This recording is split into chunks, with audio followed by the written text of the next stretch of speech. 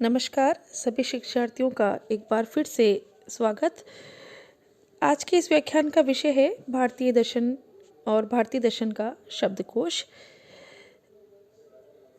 भारतीय दर्शन में जो कुछ शब्द हैं उनका अर्थ और उनकी एक संतुलित व्याख्या जानना एक विद्यार्थी के लिए बहुत ज़रूरी है, क्योंकि सामान्यतः ये कहा जाता है कि दर्शन एक जटिल विषय है, क्योंकि इस विषय की भाषा एक दुर्लभ है, कठिन भाषा है।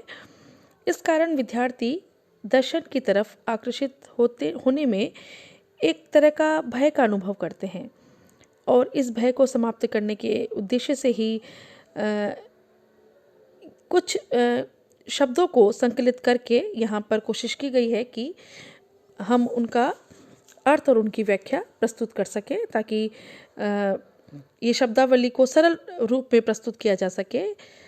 सामान्य चेतना का विद्यार्थी भारतीय दर्शन के मूलाधार से परिचित हो सकता है और उसकी जो गहराई है उसमें वो सुगमता से प्रवेश कर सकता है।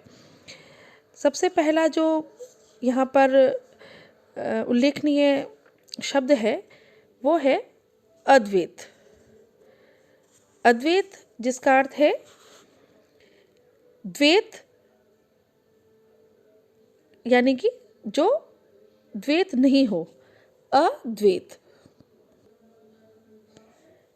ये शब्द अ प्लस द्वैत से उत्पन्न हुआ है, जिसका अर्थ है दो के भाव का अभाव, यानी कि द्वैत का अभाव। दर्शन में इसका प्रयोग मूल सत्ता के दर्शन के लिए हुआ है। इसका अनुसार वस्तुतः एक ही सत्ता ब्रह्म है। आत्मा और जगत अथवा आत्मा एवं प्रकृति में जो द्वैत दिखाई पड़ता है वह वास्तविक नहीं है, यानी कि जो हमें नजर आता है कि सत्ताएं दो हैं वो वास्तविक नहीं है। ये हमारा भ्रम है, अविद्या का परिणाम है। संपूर्ण विश्व जो है वो एक तरह से दृश्यों के साथ जो दिखता है हमें, वो केवल मिथ्या है, और ये सिर्फ जो सत्य है वो ब्रह्म है, ब्रह्मा समान सत्य है। अंतिम विश्लेषण में आत्मा और ब्रह्म ही एक है। इस सिद्धांत को जो मानता है वो दर्शन अद्वैत है। अब अद्वैत को जो मानने वाले हैं वो हैं शंकराचार्य। वेदांत दर्शन जिन्होंने दिया है आदि शंकराचार्य जो हैं वो वेदांत दर्शन के प्रवर्तक हैं, और वो इसको मानते हैं, अद्वैतवाद का उन्होंने प्रतिपादन किया है। वो इसको मानते हैं कि जहाँ दो सत्ताओं में विश्वास नहीं किया गया है वो सिद्धांत अद्वैत कहलाता है। अगला जो शब्द है वो है अनंत चतुष्टय। अनंत चतुष्टय है जैन दर्शन के अनुसार दर्शन, ज्ञान और चरित्र की पूर्णता होने पर मुक्ति या अनंत चतुष्टय की प्राप्ति होती है, यानी कि चार तरह के जो अनंत चतुष्टय है, चार तरह का जो अनंत अनुभूति है वो प्राप्ति होती है। इस अवस्था में व्यक्ति अपने नए और पुराने कर्मों तथा राग द्वेषों पर विजय प्राप्त कर लेता है। ये जैन दर्शन के अंतर्गत इस सिद्धांत का उल्लेख है। पुद्गलों के प्रभाव से मुक्त होकर जीव अपने वास्तविक स्वरूप को पहचान लेता है, यही मुक्ति की अवस्था है। इस अवस्था में जीव जो है, जीव यानी कि आत्मा, जैन दर्शन में आत्मा को जीव कहा गया है, वो अनंत चतुष्टय की प्राप्ति कर लेता है। इसके अंतर्गत अनंत ज्ञान, अनंत दर्शन, अनंत वीर्य तथा अनंत सुख आते हैं, यानी कि ये चार तरह के जो हैं अनंत ज्ञान, अनंत दर्शन, अनंत वीर्य और अनंत सुख जो हैं ये अनंत चतुष्टय कहलाते हैं। अब जो अगला शब्द है वो है अनात्मवाद। जैसा कि नाम से ही प्रकट हो रहा है, अनात्मवाद माने कि जो आत्मा को जिसने निराकरण कर दिया हो, यानी कि जो आत्मा को नहीं मानता हो।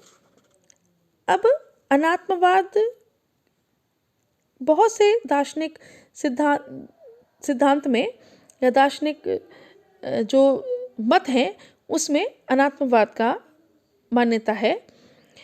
आत्मा की सत्ता को स्वीकार न करना या शरीर के अंत के साथ ही आत्मा का भी नाश मान लेना, जिस दर्शन में आत्मा के अस्तित्व का निषेध किया गया हो उसको अनात्मवाद दर्शन कहते हैं। यानी कि जो दर्शन आत्मा के अस्तित्व को नहीं मानता हो उसे हम अनात्मवादी दर्शन कहते हैं। भारतीय दर्शन में, जो भारतीय दार्शनिक परंपरा है, उसमें चार्वाक दर्शन आत्मा के अस्तित्व को सर्वथा विरोध करता है, इसलिए ये अनात्मवादी दर्शन है। लेकिन गौतम बुद्ध जो है या बौद्ध दर्शन जो है वो भी अनात्मवादी दर्शन है माने गए हैं। वो भी आत्मा की सत्ता को स्वीकार नहीं करते, लेकिन उनका जो अनात्मवाद है वो चार्वाक के अनात्मवाद से थोड़ा सा भिन्न है, क्योंकि उसमें आत्मा को, सत्ता को पूर्णतः नकारा नहीं गया है, बल्कि उसे चेतना का प्रवाह माना गया है। बौद्ध के अनुसार आत्मा अनित्य है, वह अस्थायी शरीर तथा मन का संकलन मात्र है। इस तरह से भारतीय दार्शनिक परंपरा में बौद्ध भी एक तरह से अनात्मवादी दार्शनिक दर्शन माने जाते हैं। बौद्ध दर्शन में प्रत्येक वस्तु को परिवर्तनशील एवं क्षणिक माना गया है। उनके अनुसार विश्व की कोई भी वस्तु नित्य या स्थायी नहीं कही जा सकती। अन्य भारतीय दर्शनों में आत्मा को साधारणतः नित्य, अपरिवर्तनशील, अजर अमर माना जाता है, किंतु बौद्ध दर्शन आत्मा को अनित्य, मरणशील मानता है। आत्मा की नित्यता का खंडन करते हुए बौद्ध दर्शन पुनर्जन्म में विश्वास रखता है। जिस तरह दीपक से दूसरा दीपक जल उठता है, उसी तरह जीवन के अंत से दूसरे जीवन का प्रादुर्भाव होता है। इस तरह से चार्वाक दर्शन पूर्णतः आत्मा का निषेध करते हैं, आत्मा का विरोध करते हैं, इसलिए वो अनात्मवादी कहलाते हैं। लेकिन बौद्ध दर्शन में का जो अनात्मवादी सिद्धांत है वो चार्वाक के अनात्मवाद से भिन्न है। अगला जो शब्द है वो है अनिर्वचनीय। अनिर्वचनीय निर्वचन का विलोम शब्द है। निर्वचन के अयोग्य, यानी कि जिसका निर्वचन संभव ना हो सके, यानी कि वाक्य गम्य जो ना हो, जिसे सत असत के द्वारा जो अकथनीय हो, जिसको हम सत असत के द्वारा जिसको हम कह नहीं सकते हो, यानी कि ज्ञान का विरोधी जो कुछ है उसे हम अनिर्वचनीय कहते हैं। वेदांत दर्शन में एक उदाहरण जिसके द्वारा हम इसे समझ सकते हैं कि वेदांत दर्शन में परम तत्व ब्रह्म को भी अनिर्वचनीय कहा गया है, यानी कि जिसका निरूपण नहीं हो सकता है, जिसको हम शब्दों से नहीं बता सकते हैं, जो निर्वचन के अयोग्य हो, वो अनिर्वचनीय है। इस सिद्धांत को अनिर्वचनीयतावाद भी कहते हैं। माध्यमिक बौद्धों ने का जो शून्यता सिद्धांत है वो भी इससे मिलता जुलता है, यानी कि जिसे हम सत असत के द्वारा, जिसे हम वाक्यों के द्वारा, शब्दों के द्वारा जिसका निर्वचन वर्णन संभव ना हो सके, वो अनिर्वचनीय है। वहाँ पर ये शब्द प्रयुक्त होता है। अगला जो शब्द है वो है अपवर्ग। अपवर्ग का अर्थ है दुखों से बिल्कुल मुक्त हो जाना, अपवर्ग है। यानी कि मिला हुआ जीवन जब नष्ट हो जाए और अप्राप्त जीवन न मिले तभी अपवर्ग है। अपवर्ग को हम मोक्ष भी कहते हैं। इस प्रकार न्याय दर्शन में अपवर्ग की व्याख्या निषेधात्मक शब्दों में की गई है। अन्य भारतीय दार्शनिक जो हैं उनकी भांति न्याय दर्शन भी मोक्ष को जीवन का चरम लक्ष्य मानता है। न्याय दर्शन में ये शब्द आया है अपवर्ग, और ये अपवर्ग जो है वो मोक्ष का ही एक समकक्ष शब्द है, मोक्ष का ही समानार्थी शब्द है, मोक्ष का ही दूसरा नाम है। दुखों की पूर्ण अवस्था को हम मोक्ष कहते हैं। जहाँ पर दुख का पूर्ण निरोध हो जाता है उसी को हम मोक्ष कहते हैं। न्याय दर्शन में मोक्ष को अपवर्ग कहा गया है।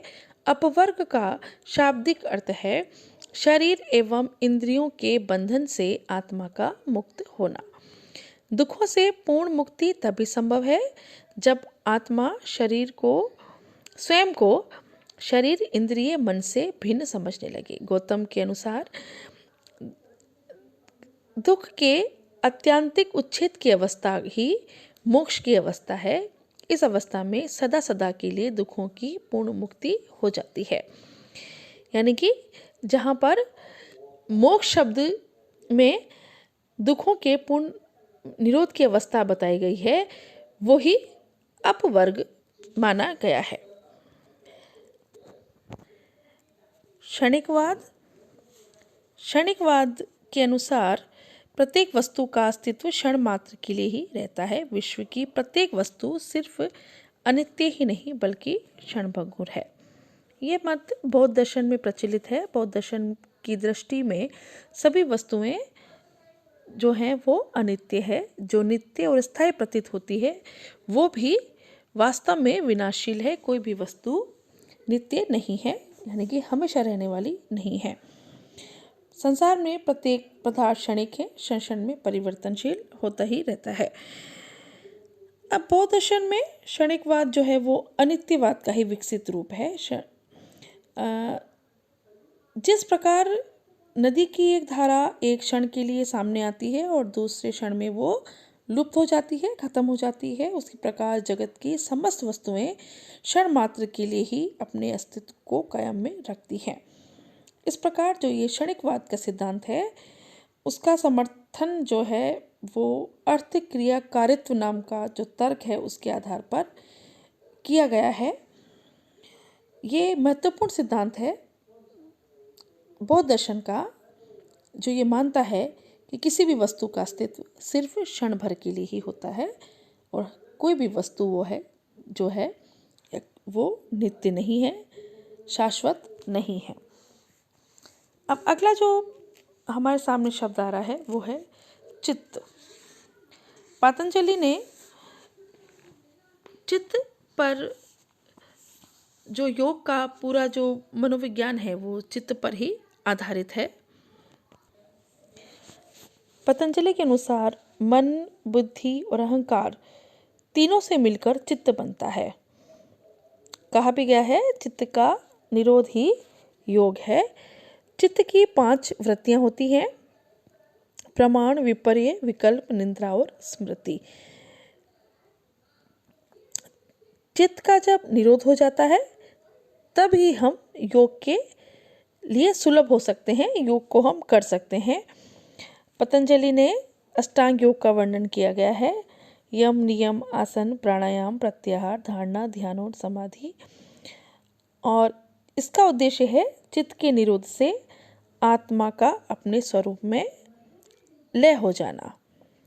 इस तरह से चित्त जो है वो मन, बुद्धि और अहंकार इन तीनों से मिलकर बनता है। अगला जो शब्द है वो है जीवन मुक्ति, यानी कि शरीर धारण करते हुए ही बंधन से मुक्त हो जाना। 2 तरह की मुक्तियों का हमारे यहाँ पर भारतीय दर्शन में जिक्र हुआ है। एक है जीवन मुक्ति और दूसरी है विदेह मुक्ति, यानी कि शरीर को धारण करते हुए ही जब हम सभी प्रकार के कर्म और कर्म के फलों से मुक्त हो जाएं तो वो जीवन मुक्त कहलाता है। अगला जो शब्द है वो है द्वैतवाद। जैसे शुरू में हमने अद्वैतवाद के बारे में अभी चर्चा की, जिक्र किया, वैसे है ये है अद्वैतवाद। वह दार्शनिक सिद्धांत जिसमें 2 आदि तत्वों को स्वीकार किया जाता है, या वह दार्शनिक प्रवृत्ति जिसकी प्रेरणा से अस्तित्व की या अस्तित्व के किसी पक्ष की व्याख्या के युग्मों के आधार पर की जाती है। यहाँ पर 2 सत्ताओं पर विश्वास किया जाता है, जैसे प्रकृति और पुरुष, जड़ और चेतन, सृष्टा और सृष्टि, शुभ अशुभ, संवेदन चिंतन। इस तरह से ये युग्म सत्तात्मक भी हो सकते हैं, गुणात्मक और मूल्यात्मक भी हो सकते हैं। इस तरह से दो आदि तत्वों को स्वीकार किया जाता है, वो सिद्धांत है द्वैतवाद। इस तरह से हमने आज के इस व्याख्यान में महत्वपूर्ण जो शब्द थे भारतीय दर्शन में, उनको समेट कर उन पर चर्चा करने की, उनको समझने की यहाँ पर कोशिश की। आज के इस व्याख्यान में इतना ही। शुक्रिया।